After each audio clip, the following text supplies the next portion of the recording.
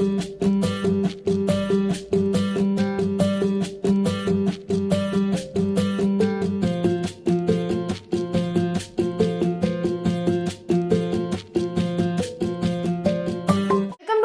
Channel my name is Lovleen Arya और मैं chemistry के first chapter chemical reactions and equations का पार्ट नंबर 2 लेकर आई हूँ।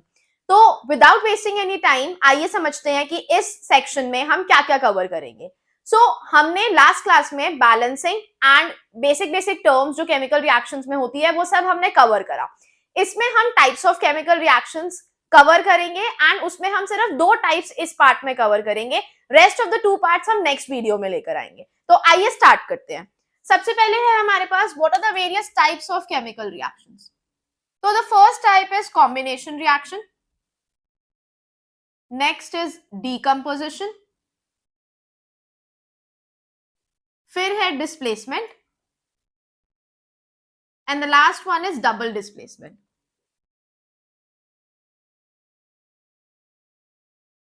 तो ऐसा नहीं होता कि इनके अलावा कि हमारे पास कोई भी और टाइप्स की केमिकल रिएक्शंस नहीं होती हैं, बट ये 4 ब्रॉड कैटेगरीज हैं। So in this class we are going to cover combination and decomposition. तो इन दोनों के बारे में बेसिक समझते हैं।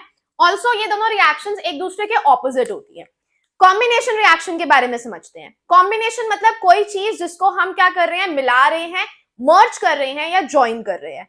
डीकंपोजिशन का मतलब होता है किसी चीज का ब्रेक होना। सो डीकंपोज मीन्स कि कोई चीज टूटेगी हमारे पास।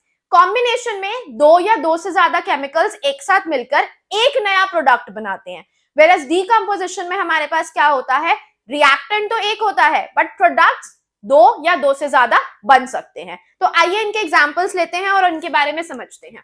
So first is combination reaction. जैसे अगर हमारे पास कॉम्बिनेशन रिएक्शन है तो कॉम्बिनेशन रिएक्शन मैंने लिया carbon plus oxygen, this is giving me carbon dioxide.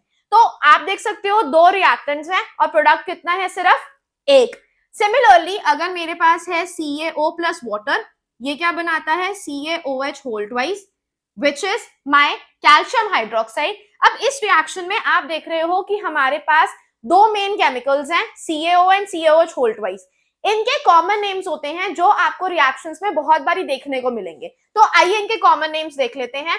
CaO का मतलब होता है quicklime and CaOH whole twice या तो स्लेग लाइम होता है या फिर हमारे पास लाइम वाटर होता है। ओके, अपार्ट फ्रॉम दिस हम एक और रिएक्शन देख सकते हैं, that is the formation of water. तो वाटर की फॉर्मेशन कैसे होती है, H2 plus O2 giving me H2O. So these were certain examples of combination reaction. Let's start with decomposition reaction. Decomposition reaction को स्टडी करते टाइम आप एक चीज और ऑब्जर्व करेंगे कि उसके 3 सब कैटेगरीज और होती हैं। सो डीकंपोजिशन रिएक्शन, इसके क्या 3 टाइप्स है हमारे पास, थर्मल, फोटोलिटिक, इलेक्ट्रोलिटिक। इन्हीं प्रोसेसेस को हम थर्मोलिसिस, फोटोलिसिस या फिर इलेक्ट्रोलिसिस भी बोलते हैं। तो सबसे पहले हम बात करते हैं what is the meaning of thermal decomposition और थर्मोलिसिस। थर्म का मतलब होता है हीट, लिसिस का मतलब होता है ब्रेकडाउन। सो थर्म मतलब हीट की प्रेजेंस में, टेम्परेचर के प्रेजेंस में हम एक रिएक्टेंट को तोड़ के क्या बनाएंगे, प्रोडक्ट्स बनाएंगे। इस थर्मल डीकंपोजिशन में 3 मेन रिएक्शंस हैं, आइए इनको देखते हैं। सबसे पहली रिएक्शन है हमारे पास, अगर मेरे पास FeSO4 है विच इज फेरस सल्फेट, मैं इसको हीट करती हूं तो ये मेरे को Fe2O3, SO2 एंड SO3 देता है। इस रिएक्शन में आपको क्या फोकस करना है कि इसके अंदर जो SO2 गैस बनती है, it has a pungent smell. Pungent का मतलब होता है very irritating smell. Also FeSO4 जो मेरा यहाँ पे केमिकल है, ये कभी भी एज इट इज एग्जिस्ट नहीं करता, it is FeSO4.7H2O। In the further lectures of the same chapter आप स्टडी करोगे कि ये 7H2O का क्या मीनिंग है। FeSO4 के बड़े ही आपके पास क्लियर क्रिस्टल्स बनते हैं which is of green colour. तो क्रिस्टलाइन फॉर्म ऑफ FeSO4 पहले एग्जिस्ट करता है, हीट करने पे वो FeSO4 बनाता है and then the reaction goes on. Similarly हमारे पास नेक्स्ट रिएक्शन यहाँ पे रहेगी, अगर कैल्शियम कार्बोनेट है, मैं इसको हीट करती हूँ, it is going to form CaO and CO2. So ये बड़ी बेसिक सी रिएक्शन है. Next we have lead nitrate. So अगर मैं लेड नाइट्रेट को हीट करती हूँ, it will form lead oxide, NO2 and O2. तो आपने यहाँ पे एक चीज ऑब्जर्व करी कि सारी रिएक्शंस में हमारे पास कुछ गैसेस बन रही हैं, whereas हमारे पास हमेशा एक ऑक्साइड बनता है. तो this is a tip for you to remember कि थर्मल डीकंपोजिशन में जो भी रिएक्टेंट होगा वो ऑक्साइड जरूर देगा उस मेटल का, as well as certain gases. तो गैसेस आपको लर्न करनी पड़ेगी. In this particular reaction NO2 का कलर क्या होता है? ब्राउन. तो कैसे क्वेश्चंस एग्जाम में देखे जाते हैं कि एक रिएक्शन है जिसमें हमारे पास लेड का कोई कंपाउंड यूज हुआ है, जिसको डिकम्पोज करने के बाद एक ब्राउन कलर्ड गैस बनती है. So what is that brown coloured gas? NO2. So these type of questions ABCD questions बोलते हैं, जिनको हम आइडेंटिफिकेशन क्वेश्चंस बोलते हैं, वो आपको देखने को मिलेंगे. नेक्स्ट कैटेगरी इज फोटोलिसिस और photolytic decomposition. So what is the meaning of photo? Photo का मतलब वैसे लाइट होता है. इस केस में हम स्पेसिफिकली सनलाइट की बात कर रहे हैं. सो अगर हम इस कैटेगरी को देखें, so what kind of reactions do we have? AgCl अगर सनलाइट की प्रेजेंस में ब्रेक होता है वो Ag प्लस Cl2 बनाता है. AgBr अगर सनलाइट की प्रेजेंस में ब्रेक होता है वो बनाता है Ag प्लस Br2. तो ये जो हमारे पास दो रिएक्शंस हैं ये फोटोग्राफी में यूज होती हैं.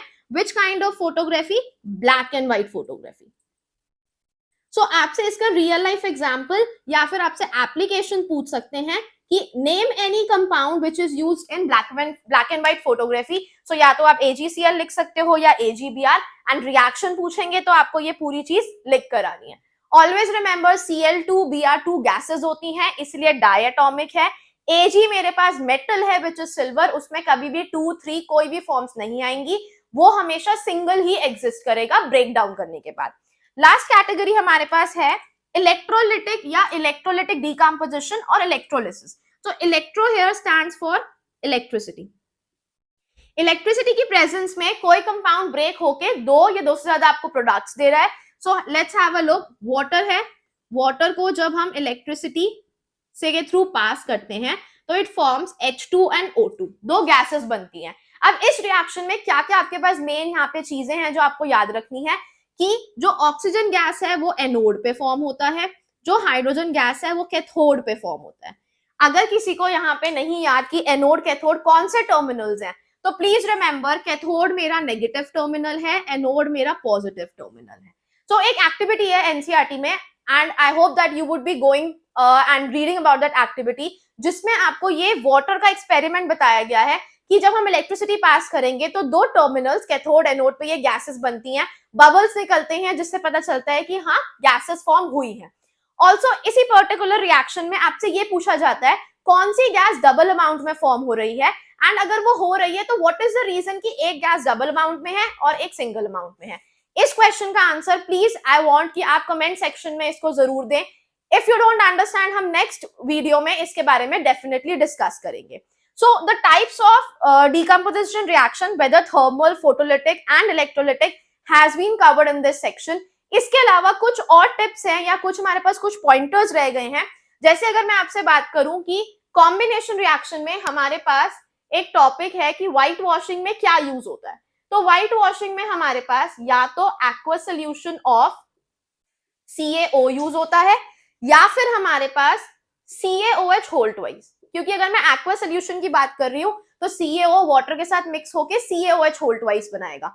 इसके अलावा आपसे पूछते हैं व्हाइट वॉशिंग के बाद इन अ डे और सो आपको एक व्हाइट फिनिश मिलती है, क्लियर फिनिश, तो वो किसकी प्रेजेंस की वजह से है? CaOH होल ट्वाइस CO2 के साथ रिएक्ट करके कैल्शियम कार्बोनेट बनाता है, ये उसको एक व्हाइट क्लियर फिनिश देता है आपके पेंट को बेसिकली. ओके, सो कभी कभी बच्चों को लगता है कि पेंट में POP होता है, but it is not true. क्या होता है उसमें? CaOH whole twice. All for part number 2. Next part में हम क्या डिस्कस करने वाले हैं कि displacement and double displacement reactions क्या होती हैं. इसके अलावा there are certain other reactions as well. अगर मैं आपको उसके बारे में ब्रीफ करूं, endothermic and exothermic reactions. So stay tuned for more content on this page. I hope you all like my video and आपको ये सारी चीजें समझ आई कि केमिस्ट्री एक कोई फोबिया नहीं है, हम उसको इजीली अंडरस्टैंड कर सकते हैं. Stay tuned for part number 3. Don't forget to subscribe, like, comment and share. Thank you.